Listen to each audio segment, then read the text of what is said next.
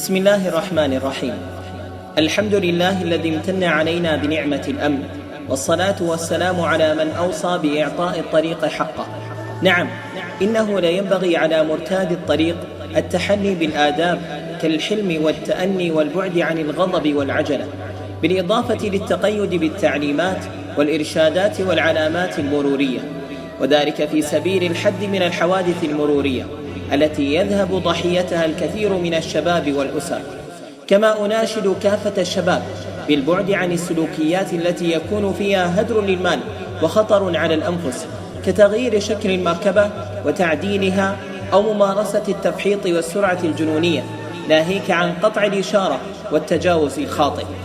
كما لا يفوتني على أن أؤكد على ضرورة التقيد بربط حزام الأمان الذي له دور كبير في تقليل خطر الحوادث لا سمح الله.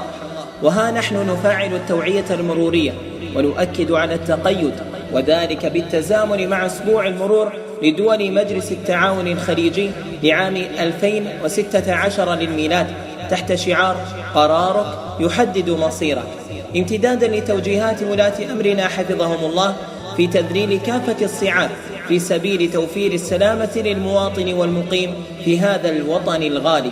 حفظ الله ملك الحزم والعزم خادم الحرمين الشريفين الملك سلمان ابن عبد العزيز، وولي عهده نائب رئيس مجلس الوزراء وزير الداخلية الأمير محمد بن نايف بن عبد العزيز، وولي العهد النائب الثاني لرئيس مجلس الوزراء وزير الدفاع الأمير محمد بن سلمان بن عبد العزيز، متمنيا لمرتاد الطرق السلامة من كل مكروه. أخوكم مدير شعبة مرور محافظة الخرج العقيد عبد الله بن عبد العزيز الحكباني.